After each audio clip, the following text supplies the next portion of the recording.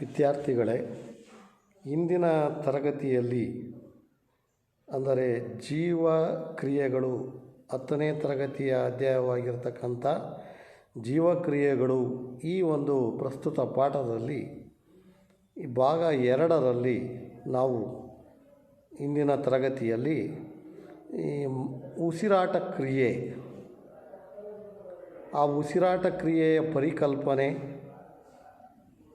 ಸಸ್ಯಗಳಲ್ಲಿ ಉಸಿರಾಟ, ಜಲಚರ ಜೀವಿಗಳಲ್ಲಿ ಉಸಿರಾಟ ಮತ್ತು ಮಾನವನಲ್ಲಿ ಉಸಿರಾಟ ಕ್ರಿಯೆ, ಪ್ರಮುಖವಾಗಿ ಮಾನವನ ಶ್ವಾಸಕಾಂಗ ವ್ಯೂಹ, ಅದರ ರಚನೆ ಮತ್ತು ಕಾರ್ಯ, ಹಾಗೂ ಮಾನವನಲ್ಲಿ ಸಾಗಾಣಿಕೆ ಅಂದರೆ ರಕ್ತ ಪರಿಚಲನಾ ವ್ಯೂಹ, ಅದರಲ್ಲಿ ಮುಖ್ಯವಾಗಿರ್ತಕ್ಕಂಥ ಅಂಗವಾಗಿರ್ತಕ್ಕಂಥ ಮಾನವನ ಹೃದಯ, ಅದರ ರಚನೆ ಮತ್ತು ಕಾರ್ಯ, ಅದು ರಕ್ತವನ್ನು ದೇಹದ ವಿವಿಧ ಭಾಗಗಳಿಗೆ ಯಾವ ರೀತಿ ಪರಿಚಲನೆ ಮಾಡುತ್ತೆ, ಈ ಎಲ್ಲ ಅಂಶಗಳು ಹಾಗೂ ಕಿರುತಟ್ಟೆಗಳು, ರಕ್ತದ ಘಟಕಗಳಾಗಿರ್ತಕ್ಕಂಥ ಕಿರುತಟ್ಟೆಗಳು, ದುಗ್ಧರಸ, ಈ ಎಲ್ಲ ಪರಿಕಲ್ಪನೆ ಮತ್ತು ಕಲಿಕಾಂಶಗಳನ್ನು ಕುರಿತು ಇಂದಿನ ತರಗತಿಯಲ್ಲಿ ಚರ್ಚಿಸಿದ್ದೇವೆ ವಿದ್ಯಾರ್ಥಿಗಳು.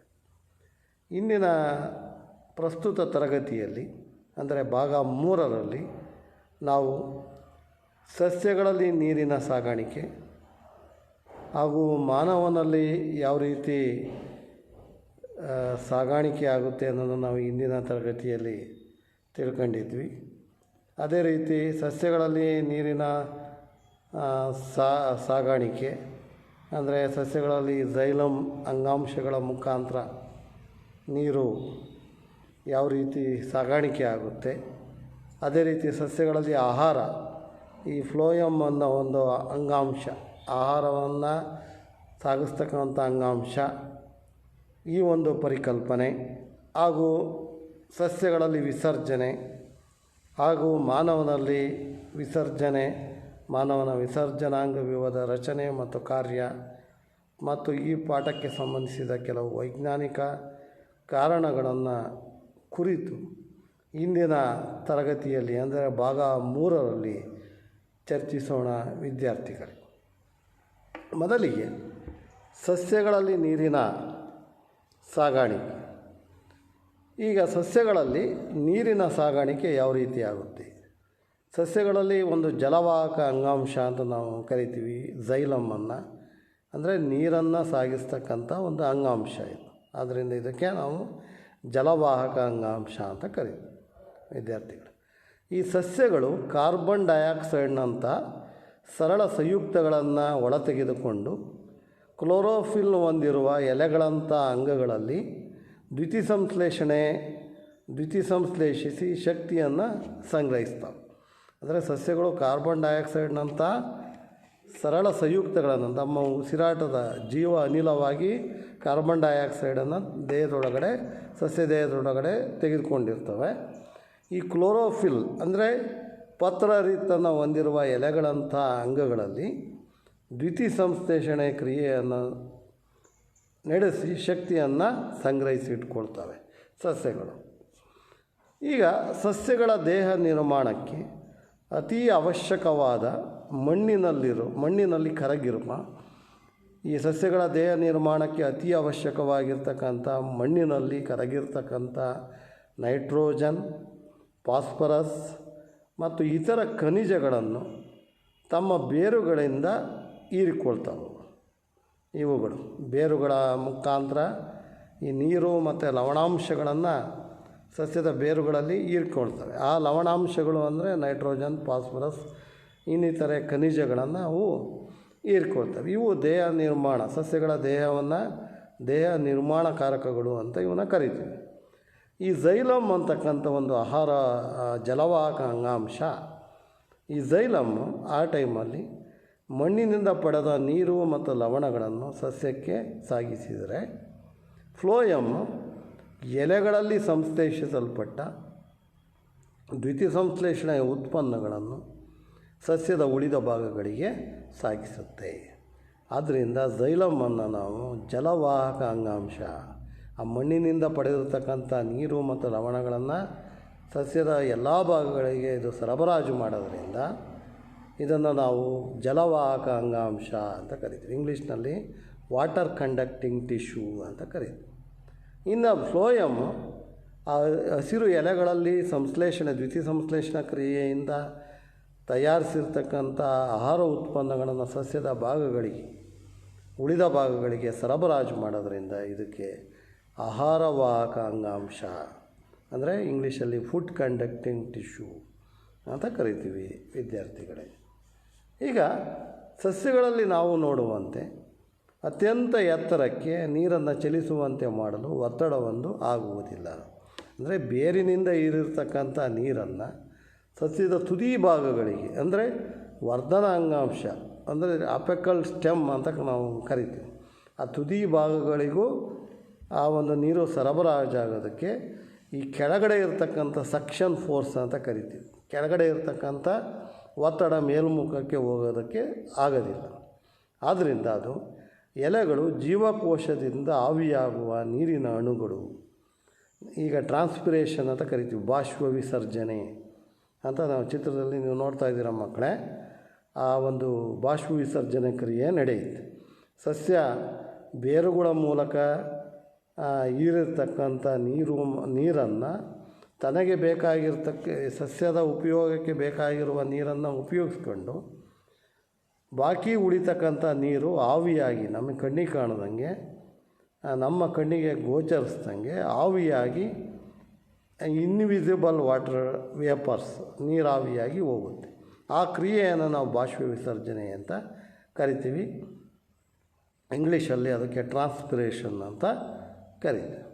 ಈ ಒಂದು ಕ್ರಿಯೆ ಜೀವಕೋಶದಿಂದ ಆವಿಯಾಗುವ ನೀರಿನ ಅಣುಗಳು ಬೇರುಗಳ ಝೈಲಮ್ ಕೋಶಗಳಿಂದ ನೀರನ್ನು ಸಸ್ಯದ ಮೇಲ್ಭಾಗಕ್ಕೆ ಎಳಿತವೆ. ಆವಾಗ ಒತ್ತಡ ಜಾಸ್ತಿ ಕ್ರಿಯೇಟ್ ಆಗುತ್ತೆ, ಅಂದರೆ ಒತ್ತಡ ಜಾಸ್ತಿ ಗೋಚರಿಸ್ತದೆ. ಈ ಬಾಷ್ಪ ವಿಸರ್ಜನೆ ಆದಾಗ ಆವಾಗ ನೀರನ್ನು ಬೇರುಗಳ ಮುಖಾಂತರ ಆ ಒತ್ತಡ ಎಳೆಯುತ್ತೆ ನೀರನ್ನು, ಆವಾಗ ನೀರು ಮೇಲ್ಮುಖಕ್ಕೆ ಬರುತ್ತೆ.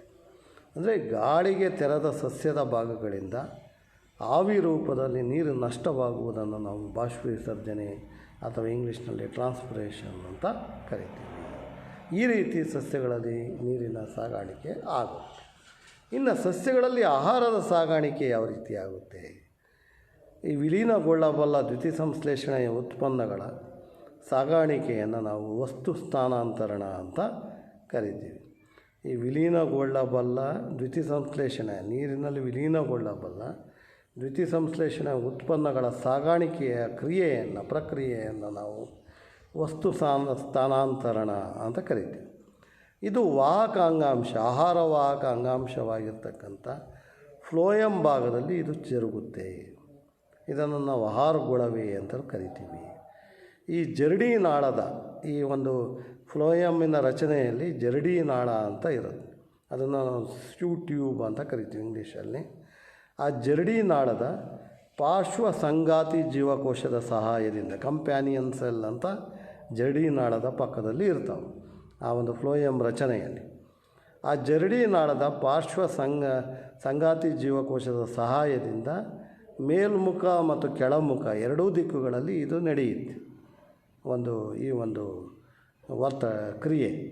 ಆಗ ಆಹಾರ ಪದಾರ್ಥವನ್ನು ಬೇರುಗಳು, ಹಣ್ಣುಗಳು ಮತ್ತು ಬೀಜಗಳಂಥ ಸಂಗ್ರಹಣಾ ಅಂಗಗಳಿಗೆ ಮತ್ತು ಬೆಳೆಯುತ್ತಿರುವ ಅಂಗಗಳಿಗೆ ಇದು ಪೂರೈಸಲ್ಪಡುತ್ತೆ.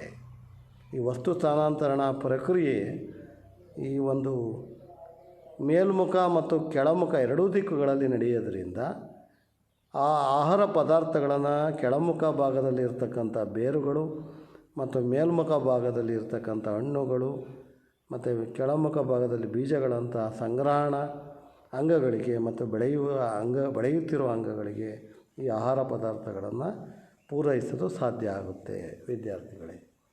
ಇನ್ನು ಈ ಎ ಟಿ ಪಿ ಅಂದರೆ ನಿನ್ನೆ ಹೇಳಿದ್ದೆ ನಿಮಗೆ, ಅಡಿನೋಸಿನ್ ಟ್ರೈಫಾಸ್ಫೇಟ್. ಎ ಅಂದರೆ ಅಡಿನೋಸಿನ್, ಟಿ ಅಂದರೆ ಟ್ರೈ, ಪಿ ಅಂದರೆ ಫಾಸ್ಫೇಟ್, ಅಡಿನೋಸಿನ್ ಟ್ರೈಫಾಸ್ಫೇಟ್. ಇದು ಶಕ್ತಿಯ ಪ್ಯಾಕೆಟ್ಗಳು. ಅಂದರೆ ಒಂದು ಸಾರಿ ನಮಗೆ ದ್ಯುತಿ ಸಂಶ್ಲೇಷಣಾ ಕ್ರಿಯೆ ನಡೆದಾಗ ನಮಗೆ ಎಲೆಗಳಿಂದ 38 ATPಗಳಷ್ಟು ಶಕ್ತಿ ದೊರೆಯುತ್ತೆ. ಅಂದರೆ ATP ಅಂದರೆ ಒಂದು ಶಕ್ತಿಯ ಪ್ಯಾಕೆಟ್ ಅದು. ಅದನ್ನು ಸಂಗ್ರಹ ಹಿಡ್ಕೊಂಡು ದೈನಂದಿನ ಜೀವನದ ಚಟುವಟಿಕೆಗಳಿಗೆ ನಾವು ATP ರೂಪದಲ್ಲಿ ಶಕ್ತಿಯನ್ನು ಬಳಕೆ ಮಾಡ್ಕೊಳ್ತೀವಿ. ಅದು ಮೈಟೋಕಾಂಡ್ರಿಯಾದಲ್ಲಿ ಸಂಗ್ರಹ ಆಗಿರುತ್ತೆ.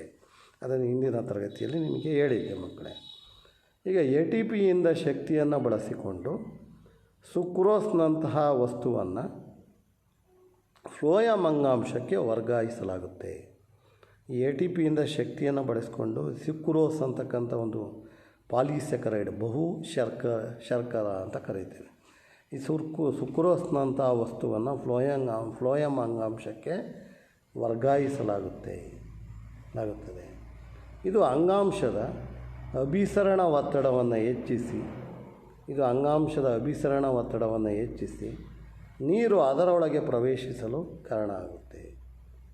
ಈ ಅಂಗಾಂಶದ ಅಭಿಸರಣ ಆಸ್ಮಾಸಿಸ್ ಪ್ರೆಷರ್ ಅಂತ ನಾವು ಕರಿತೀವಿ. ಅಭಿಸರಣ ಒತ್ತಡವನ್ನು ಹೆಚ್ಚಿಸೋದ್ರಿಂದ ನೀರು ಅದರೊಳಗೆ ಪ್ರವೇಶಿಸಲು ಕಾರಣ ಆಗುತ್ತೆ. ಈ ಒತ್ತಡವು ಫ್ಲೋಯಮ್ನಿಂದ ವಸ್ತುಗಳ ಕಡಿಮೆ ಒತ್ತಡವಿರುವ ಅಂಗಾಂಶಗಳಿಗೆ ಚಲಿಸುವಂತೆ ಮಾಡುತ್ತೆ. ಇದರಿಂದ ಈ ಅಭಿಸರಣ ಒತ್ತಡದಿಂದ ನೀರು ಅದರೊಳಗೆ ಪ್ರವೇಶಿಸೋದ್ರಿಂದ ಈ ಒತ್ತಡದಿಂದ ಫ್ಲೋಯಮ್ನಿಂದ ವಸ್ತುಗಳ ಕಡಿಮೆ ಒತ್ತಡವಿರುವ ಅಂಗಾಂಶಗಳಿಗೂ ಚಲಿಸಲು ಸಹಾಯ ಆಗುತ್ತೆ. ಇನ್ನು ಆಹಾರದ ಉದಾಹರಣೆಗೆ ನಮಗೆ ಬೇಸಿಗೆ ಕಾಲದಲ್ಲಿ ಮರವೊಂದರಲ್ಲಿ, ನೀವು ಚಿತ್ರದಲ್ಲಿ ಗಮನಿಸ್ತಾ ಇದ್ದೀರಾ, ಬೇಸಿಗೆ ಕಾಲದಲ್ಲಿ ಮರವೊಂದರಲ್ಲಿ ಬಾಷ್ಪ ವಿಸರ್ಜನೆಯ ಸಮಯದಲ್ಲಿ ನೀರಿನ ಹರಿಯುವಿಕೆಯು ಮೊಗ್ಗುಗಳ ಬೆಳವಣಿಗೆ ಆಗಲು ಶಕ್ತಿ ಅಗತ್ಯವಿರುವುದರಿಂದ ಬೇರು ಅಥವಾ ಕಾಂಡದ ಅಂಗಾಂಶಗಳಲ್ಲಿ ಸಂಗ್ರಹವಾಗಿರುವ ಶರ್ಕರ ಪದಾರ್ಥಗಳು ಮೊಗ್ಗುಗಳಿಗೆ ಸಾಗಿಸಲ್ಪಡುತ್ತವೆ. ಈ ಸುಕ್ರೋಸ್ನಂತಹ ಶರ್ಕರ ಪದಾರ್ಥಗಳು ಮೊಗ್ಗುಗಳಿಗೆ ಸಾಗಿಸಲ್ಪಡುತ್ತೆ. ಈ ಬಾಷ್ಪ ವಿಸರ್ಜನೆ ನಡೆಯೋದರಿಂದ ಬೇಸಿಗೆಯಲ್ಲಿ ಆ ನೀರಿನ ಹರಿಯುವಿಕೆಯು ಮೊಗ್ಗುಗಳ ಬೆಳವಣಿಗೆ ಆಗಲು ಶಕ್ತಿ ಅಗತ್ಯ. ಈ ಸುಕ್ರೋಸ್ನಂತಹ ಶರ್ಕರ ಪದಾರ್ಥಗಳು ಆ ಬೇರು ಮತ್ತು ಕಾಂಡದ ಅಂಗಾಂಶಗಳಲ್ಲಿರ್ತಕ್ಕಂಥ ಸಂಗ್ರಹವಾಗಿರುವ ಶರ್ಕರ ಪದಾರ್ಥಗಳು ಮೊಗ್ಗುಗಳಿಗೆ ವರ್ಗಾವಣೆ ಆಗೋದ್ರಿಂದ ನಮಗೆ ಅವು ಹೂ ಬಿಡೋದಕ್ಕೆ ಸ್ಟಾರ್ಟ್ ಆಗುತ್ತೆ. ಅದನ್ನು ನೀವು ಚಿತ್ರದಲ್ಲಿ ಗಮನಿಸ್ತಾ ಇದ್ದೀರಾ ವಿದ್ಯಾರ್ಥಿಗಳೇ. ಈ ರೀತಿ ಆಹಾರದ ಸಾಗಾಣಿಕೆಯ ಬಗ್ಗೆ ನೀವು ಇಲ್ಲಿವರೆಗೆ ತಿಳ್ಕೊಂಡ್ರಿ. ನೆಕ್ಸ್ಟ್ ಈಗ ವಿಸರ್ಜನೆ, ಎಕ್ಸ್ಕ್ರೀಷನ್ ಅಂತ ನಾವು ಕರಿತೀವಿ ಇಂಗ್ಲೀಷ್ನಲ್ಲಿ. ವಿಸರ್ಜನೆ ಅನ್ನೋದು ಒಂದು ಪ್ರಮುಖವಾಗಿರ್ತಕ್ಕಂಥ ಚಯಾಪಚಯ ಕ್ರಿಯೆ. ಈ ದ್ಯುತಿಸಂಶ್ಲೇಷಣೆ ಅಥವಾ ಉಸಿರಾಟದ ಸಮಯದಲ್ಲಿ ನೈಟ್ರೋಜನ್ ಯುಕ್ತ ವಸ್ತುಗಳನ್ನು, ಅನಿಲ ತ್ಯಾಜ್ಯಗಳನ್ನು ಹೊರಹಾಕುವ ಕ್ರಿಯೆಗೆ ನಾವು ವಿಸರ್ಜನೆ ಅಂತ ಕರಿತೀವಿ. ಈ ಸಸ್ಯಗಳಲ್ಲೂ ವಿಸರ್ಜನೆ ನಡೆಯುತ್ತೆ, ಪ್ರಾಣಿಗಳಲ್ಲೂ, ಅದರಲ್ಲೂ ಪ್ರಮುಖವಾಗಿ ಮಾನವರಲ್ಲೂ ವಿಸರ್ಜನಾ ಕ್ರಿಯೆ ವ್ಯವಸ್ಥಿತವಾಗಿ ಜರುಗುತ್ತೆ. ಈ ದ್ಯುತಿಸಂಶ್ಲೇಷಣೆ ಅಥವಾ ಉಸಿರಾಟದ ಸಮಯದಲ್ಲಿ ನೈಟ್ರೋಜನ್ ಯುಕ್ತ ತ್ಯಾಜ್ಯಗಳನ್ನು ಅಥವಾ ಅನಿಲ ತ್ಯಾಜ್ಯಗಳನ್ನು ಹೊರಹಾಕ್ತಕ್ಕಂಥ ಪ್ರಕ್ರಿಯೆಯನ್ನೇ ನಾವು ವಿಸರ್ಜನೆ, ಎಕ್ಸ್ಕ್ರೀಷನ್ ಅಂತ ಕರಿತೀವಿ. ಈ ಸಸ್ಯಗಳಲ್ಲಿ ನೈಟ್ರೋಜನ್ ಯುಕ್ತ ತ್ಯಾಜ್ಯಗಳನ್ನು, ಅನಿಲ ತ್ಯಾಜ್ಯಗಳನ್ನು ಹೊರಹಾಕುತ್ತೆ. ಅದೇ ರೀತಿ ಪ್ರಾಣಿಗಳಲ್ಲಿ ಈ ಅನಿಲ ತ್ಯಾಜ್ಯ, ನೈಟ್ರೋಜನ್ ಯುಕ್ತ ಯೂರಿಯಾ, ಯೂರಿಕ್ ಆಸಿಡ್ನಂತಹ ಒಂದು ವಸ್ತುಗಳನ್ನು ಹೊರಹಾಕುವ ಕ್ರಿಯೆಯನ್ನೇ ನಾವು ವಿಸರ್ಜನೆ ಅಂತ ಕರಿತೀವಿ. ಈಗ ಮಾನವರಲ್ಲಿ ವಿಸರ್ಜನಾ ಕ್ರಿಯೆ, ಮನುಷ್ಯರ ವಿಸರ್ಜನಾಂಗ ವ್ಯೂಹವನ್ನು ನೀವು ಗಮನಿಸಿದರೆ ಒಂದು ಮೂತ್ರಪಿಂಡಗಳು ಇರ್ತವೆ, ಎಡ ಮತ್ತು ಬಲ ಮೂತ್ರಪಿಂಡಗಳು. ಅದರಲ್ಲಿ ಮೇಲ್ಗಡೆ ಒಂದು ಎಡ ರೀನಲ್ ಅಪಧಮನಿ ಇರುತ್ತೆ, ಇನ್ನು ಎಡ ರೀನಲ್ ಅಭಿಧಮನಿ ಇರುತ್ತೆ, ಮಹಾ ಅಪಧಮನಿ ಇರುತ್ತೆ, ಎಡ ಮೂತ್ರನಾಳ ಇರುತ್ತೆ, ಬಲ ಮೂತ್ರನಾಳ ಇರುತ್ತೆ, ಎಡ ಮೂತ್ರಪಿಂಡ ಇರುತ್ತೆ, ಬಲ ಮೂತ್ರಪಿಂಡ ಇರುತ್ತೆ, ಮೂತ್ರಕೋಶ, ಆಮೇಲೆ ಮೂತ್ರದ್ವಾರ. ಇವು ಮನುಷ್ಯನ ವಿಸರ್ಜನಾಂಗ ವ್ಯೂಹದಲ್ಲಿ ಬರ್ತಕ್ಕಂಥ ರಚನೆಗಳು.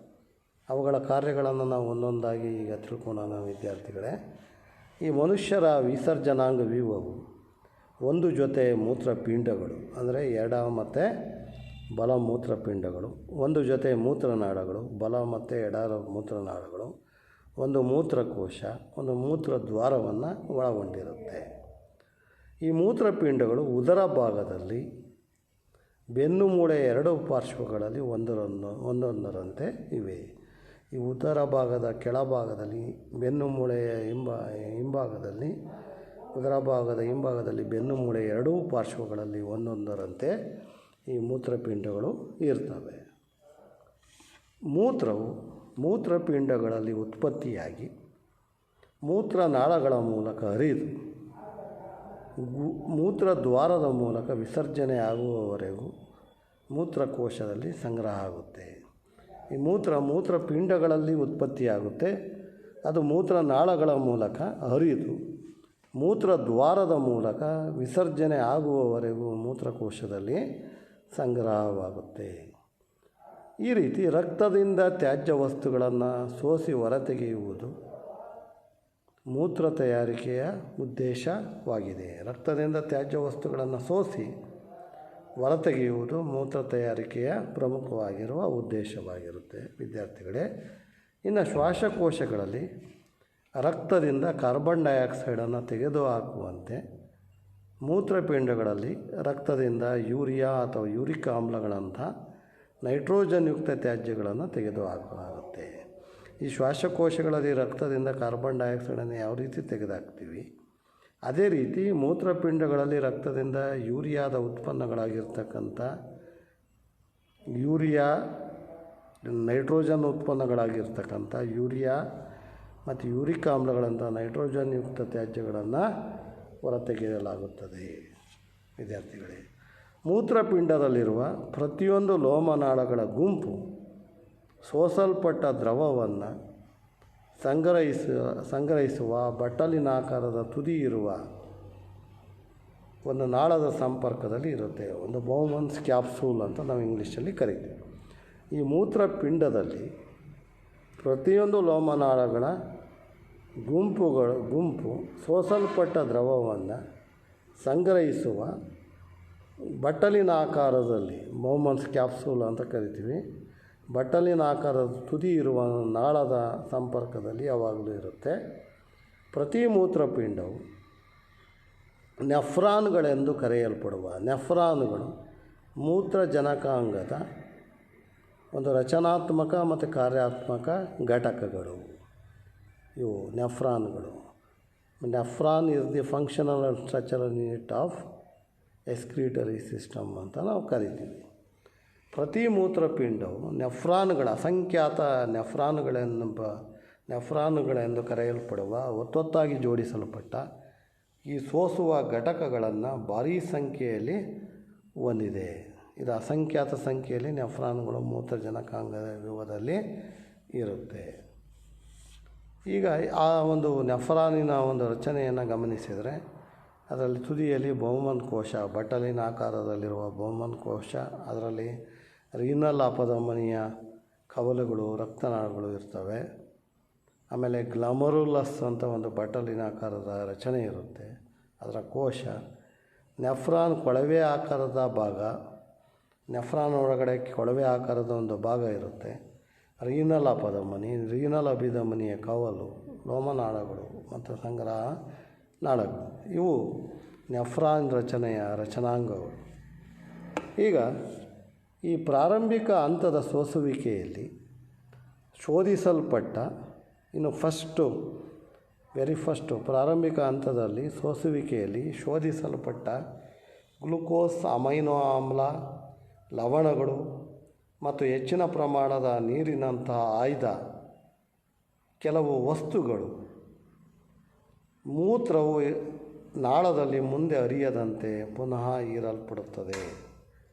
ಅಂದರೆ ಪ್ರಾರಂಭಿಕ ಹಂತದ ಸೋಸುವಿಕೆಯಲ್ಲಿ ಈ ಶೋಧಿಸಲ್ಪಟ್ಟ ಅಂದರೆ ಪ್ರೈಮರಿ ಫಿಲ್ಟ್ರೇಷನಲ್ಲಿ ನಾವು ಈ ಗ್ಲೂಕೋಸು, ಅಮೈನೋ ಆಮ್ಲ, ಲವಣಗಳು ಮತ್ತು ಹೆಚ್ಚಿನ ಪ್ರಮಾಣದ ನೀರಿನಂಥ ಕೆಲವು ಆಯ್ದ ವಸ್ತುಗಳು ಮೂತ್ರನಾಳದಲ್ಲಿ ಮುಂದೆ ಹರಿಯದಂತೆ ಪುನಃ ಹೀರಲ್ಪಡುತ್ತೆ. ಅದರಲ್ಲಿ ಇನ್ನೂ ಏನಾದರೂ ದೇಹಕ್ಕೆ ಬೇಕಾಗಿರ್ತಕ್ಕಂಥ ವಸ್ತು ಇದ್ದರೆ ಅದನ್ನು ಪುನಃ ಹೀರಿಕೆ ಮಾಡಿಕೊಳ್ತವೆ. ಮರು ಹೀರಿಕೆ ಆಗುವ ನೀರಿನ ಪ್ರಮಾಣವು ದೇಹದಲ್ಲಿ ನೀರು ಎಷ್ಟು ಅಧಿಕವಾಗಿದೆ ಮತ್ತು ಎಷ್ಟು ಪ್ರಮಾಣದ ಕರಗಿದ ತ್ಯಾಜ್ಯಗಳನ್ನು ವಿಸರ್ಜಿಸಬೇಕಾಗುತ್ತದೆ ಎಂಬುದನ್ನು ಆಧರಿಸಿರುತ್ತೆ. ಈ ಮರು ಹೀರಿಕೆ ಆಗುವ ನೀರಿನ ಪ್ರಮಾಣ ದೇಹದಲ್ಲಿ ನೀರು ಎಷ್ಟು ಅಧಿಕವಾಗಿದೆ ಮತ್ತು ಎಷ್ಟು ಪ್ರಮಾಣದ ಕರಗಿದ ತ್ಯಾಜ್ಯಗಳನ್ನು ವಿಸರ್ಜಿಸಬೇಕಾಗುತ್ತದೆ ಎಂಬ ಅಂಶಗಳನ್ನು ಆಧರಿಸಿ ಅದು ನೀರನ್ನು ಏರಿಕೆ ಮಾಡಿಕೊಳ್ಳುತ್ತೆ ವಿದ್ಯಾರ್ಥಿಗಳೇ. ಇನ್ನು ಪ್ರತಿಯೊಂದು ಮೂತ್ರಪಿಂಡದಲ್ಲಿ ಉತ್ಪತ್ತಿಯಾದ ಮೂತ್ರವು ಅಂತಿಮವಾಗಿ ಮೂತ್ರಪಿಂಡಗಳನ್ನು ಮೂತ್ರಕೋಶಕ್ಕೆ ಸಂಪರ್ಕಿಸುವ ಮೂತ್ರನಾಳ ಎಂಬ ಉದ್ದನೆಯ ನಾಳವನ್ನು ಪ್ರವೇಶಿಸುತ್ತೆ.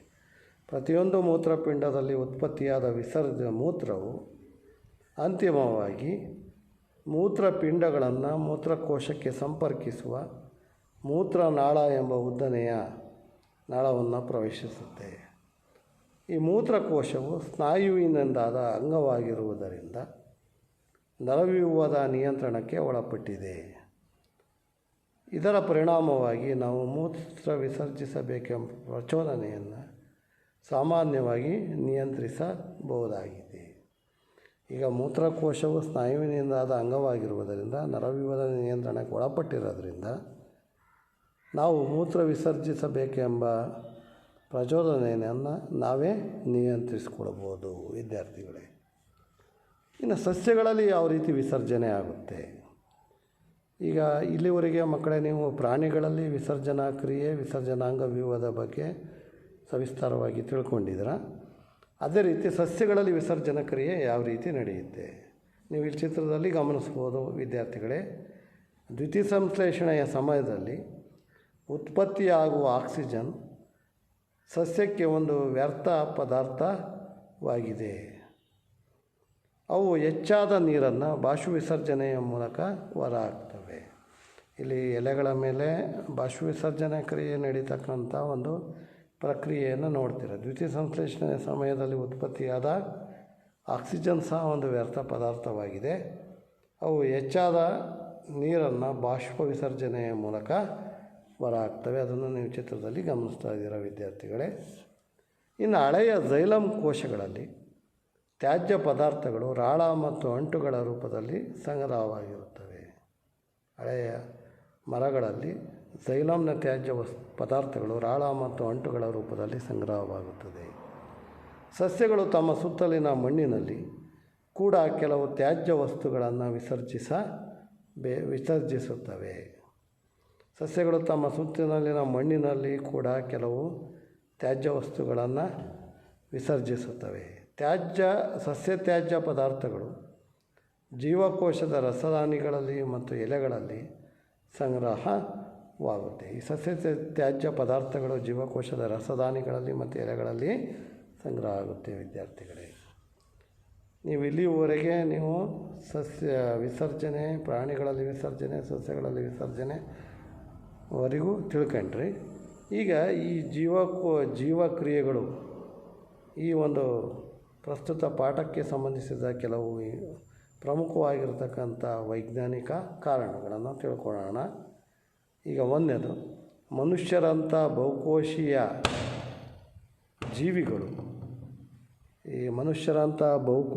ಜೀವಿಗಳ ಆಕ್ಸಿಜನ್ ಅವಶ್ಯಕತೆಯನ್ನು ಪೂರೈಸಲು ವಿಸರಣೆಯು ಸಾಕಾಗೋದಿಲ್ಲ.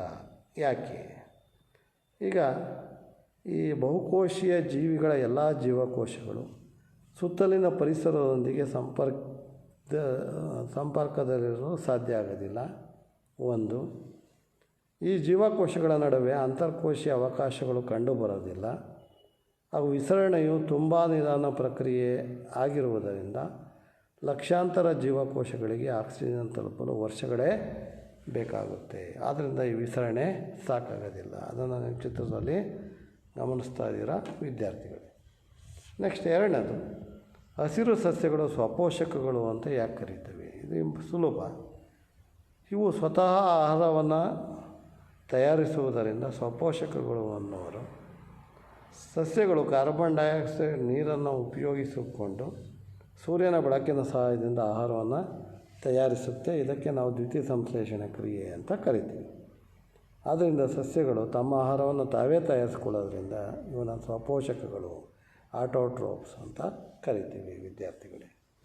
ಇನ್ನು ಮೂರನೇ ಪ್ರಶ್ನೆ, ಜೀರ್ಣಕ್ರಿಯೆಯಲ್ಲಿ ಲಾಲಾರಸವು ಅತಿ ಅವಶ್ಯಕವಾಗಿದೆ ಏಕೆ?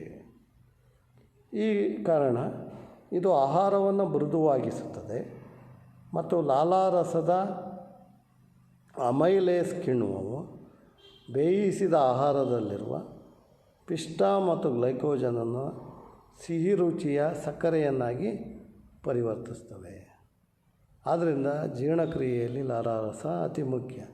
ಇದು ಆಹಾರವನ್ನು ಮೃದುವಾಗಿಸುತ್ತೆ. ಲಾಲಾರಸ ಅಮೈಲೇಸ್ ಕಿಣ್ವವು ಬೇಯಿಸಿದ ಆಹಾರದಲ್ಲಿರುವ ಪಿಷ್ಟ ಮತ್ತು ಗ್ಲೈಕೋಜನನ್ನು ಸಿಹಿ ರುಚಿಯ ಸಕ್ಕರೆಯನ್ನಾಗಿ ಪರಿವರ್ತಿಸೋದರಿಂದ ಇಲ್ಲಿ ಲಾಲಾರಸ ಅನ್ನೋದು ಅತಿ ಮುಖ್ಯವಾಗಿರುವ ಭಾಗವಾಗಿದೆ. ಅದನ್ನು ನೀವು ಚಿತ್ರದಲ್ಲಿ ಗಮನಿಸ್ತಾ ಇದ್ದೀರ ಮಕ್ಕಳೇ.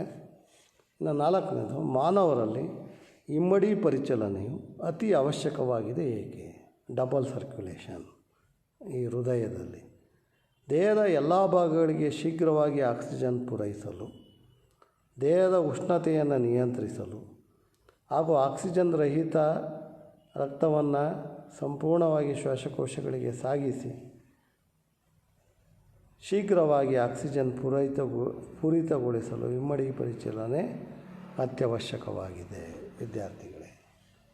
ಇನ್ನು 5ನೇ ಪ್ರಶ್ನೆ, ಜಲಜೀವಿಗಳ ಉಸಿರಾಟ ದರವು ನೆಲಜೀವಿಗಳಿಗಿಂತ ಅತ್ಯಂತ ವೇಗವಾಗಿರುತ್ತೆ. ಅದನ್ನು ನಿನ್ನೆ ನಾವು ಚರ್ಚೆ ಮಾಡಿದ್ವಿ.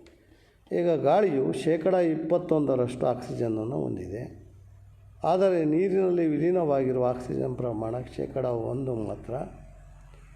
ಜಲಜೀವಿಗಳ ಕಾರ್ಯಚಟುವಟಿಕೆಗಳಿಗೆ ಹೆಚ್ಚಿನ ಆಕ್ಸಿಜನ್ ಅವಶ್ಯಕವಾಗಿರುವುದರಿಂದ ಉಸಿರಾಟದ ದರದ ವೇಗವೂ ಸಹ ಹೆಚ್ಚಾಗುತ್ತೆ ವಿದ್ಯಾರ್ಥಿಗಳೇ. ಇನ್ನು ಸ್ತನಿಗಳಲ್ಲಿ ಮತ್ತು ಪಕ್ಷಿಗಳಲ್ಲಿ ಆಕ್ಸಿಜನ್ ಯುಕ್ತ ಮತ್ತು ಆಕ್ಸಿಜನ್ ರಿಕ್ತ ರಕ್ತವನ್ನು ಪ್ರತ್ಯೇಕಿಸುವುದೇ ಅಗತ್ಯವಾಗಿದೆಯೇ? 6ನೇ ಪ್ರಶ್ನೆ, ಸ್ತನಿ ಮತ್ತು ಪಕ್ಷಿಗಳಲ್ಲಿ ಆಕ್ಸಿಜನ್ ಯುಕ್ತ ಮತ್ತು ಆಕ್ಸಿಜನ್ ರಹಿತ ರಕ್ತವನ್ನು ಪ್ರತ್ಯೇಕಿಸಲು ಅಗತ್ಯವಾಗಿದೆಯೇ? ಹೌದು. ಇವು ಬಿಸಿ ರಕ್ತ ಪ್ರಾಣಿಗಳಾಗಿರೋದ್ರಿಂದ ಸ್ತನಿಗಳು ತಮ್ಮ ದೇಹದ ಉಷ್ಣತೆಯನ್ನು ಒಂದೇ ರೀತಿ ಇರುವಂತೆ ಕಾಪಾಡಿಕೊಳ್ಳಲು ನಿರಂತರವಾಗಿ ಶಕ್ತಿಯನ್ನು ಬಳಸುತ್ತಾ ಇರುತ್ತೆ. ಅವುಗಳಿಗೆ ಅಧಿಕ ಶಕ್ತಿಯ ಅವಶ್ಯಕತೆ ಇದ್ದು ಅವುಗಳು ಜೀವಕೋಶಗಳಿಗೆ ಅಧಿಕ ಪ್ರಮಾಣದ ಆಕ್ಸಿಜನ್ ಯುಕ್ತ ರಕ್ತದ ಅಗತ್ಯತೆ ಇದೆ. ಇದು ಒಂದು ಪ್ರಶ್ನೆ. ಇನ್ನು 7ನೇದು, ನಾವು ಉಸಿರನ್ನು ಹೊರಬಿಟ್ಟಾಗ ಶ್ವಾಸನಾಳವು ಸಂಕುಚಿಸುವುದಿಲ್ಲ ಏಕೆ? ಕಾರಣ ಶ್ವಾಸನಾಳವು ಸಿ ಆಕಾರದ ಮೃದ್ವಸ್ಥಿ ಅಂಗಾಂಶಗಳನ್ನು ಹೊಂದಿರೋದ್ರಿಂದ ಈ ಶ್ವಾಸನಾಳ ಸಿ ಆಕಾರದಲ್ಲಿ ಇದ್ದು ಮೃದ್ವಸ್ಥಿ ಉಂಗುರಗಳನ್ನು ಹೊಂದಿರುವುದರಿಂದ ಇವು ಸಂಕುಚಿಸೋದಿಲ್ಲ ವಿದ್ಯಾರ್ಥಿಗಳೇ. 8ನೇ ಪ್ರಶ್ನೆ, ಪ್ರತ್ಯಾಮ್ಲೀಯ ದಂತ ಮಜ್ಜನದಿಂದ ಹಲ್ಲುಗಳನ್ನು ಸ್ವಚ್ಛಗೊಳಿಸಬೇಕು. ಬಾಯಿಯ ಹಲ್ಲುಗಳ ಸಂದಿಯಲ್ಲಿ ಆಹಾರದ ಉಳಿಕೆ ಮತ್ತು ಬ್ಯಾಕ್ಟೀರಿಯಾಗಳಿಂದಾಗಿ ಸಾಕಷ್ಟು ಲಾಲಾರಸ ಉತ್ಪತ್ತಿಯಾಗದೆ ಆಮ್ಲೀಯತೆ ಹೆಚ್ಚಾಗಿ ಬಾಯಿಯ pH 5ಕ್ಕಿಂತ ಕಡಿಮೆಯಾಗಿ ಹಲ್ಲುಗಳು ಸವೆಯುವ ಸಾಧ್ಯತೆ ಇರುತ್ತೆ. ಆದ್ದರಿಂದ ಪ್ರತ್ಯಾಮ್ಲೀಯ ದಂತಮಂಜನದಿಂದ ಹಲ್ಲುಗಳನ್ನು ನಾವು ಸ್ವಚ್ಛಗೊಳಿಸಬೇಕು.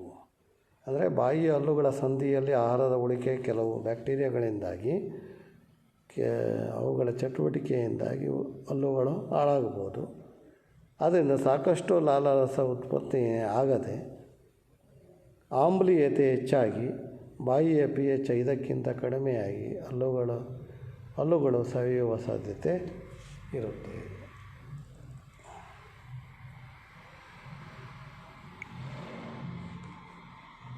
ಇಲ್ಲಿವರೆಗೆ ಮಕ್ಕಳೇ ನೀವು ಈ ಒಂದು ಸಸ್ಯಗಳಲ್ಲಿ ನೀರಿನ ಸಾಗಾಣಿಕೆ, ಸಸ್ಯಗಳಲ್ಲಿ ಆಹಾರದ ಸಾಗಾಣಿಕೆ ನಡೀತಕ್ಕಂಥ ರಚನೆ ಮತ್ತು ಕಾರ್ಯ, ಆ ಪ್ರಕ್ರಿಯೆ ಹೇಗೆ ನಡೆಯುತ್ತೆ ಅನ್ನೋ ಒಂದು ಪರಿಕಲ್ಪನೆ, ಸಸ್ಯಗಳಲ್ಲಿ ವಿಸರ್ಜನೆ ಮತ್ತು ಮನುಷ್ಯರಲ್ಲಿ ವಿಸರ್ಜನೆ ಮತ್ತು ಅದರ ವಿಸರ್ಜನಾಂಗ ವ್ಯೂಹದ ರಚನೆ ಮತ್ತು ಕಾರ್ಯಗಳನ್ನು ಇಲ್ಲಿಯವರೆಗೆ ನೀವು ಸವಿಸ್ತಾರವಾಗಿ ತಿಳ್ಕೊಂಡಿರ್ತೀನಿ ಮಕ್ಕಳೇ. ಧನ್ಯವಾದಗಳು.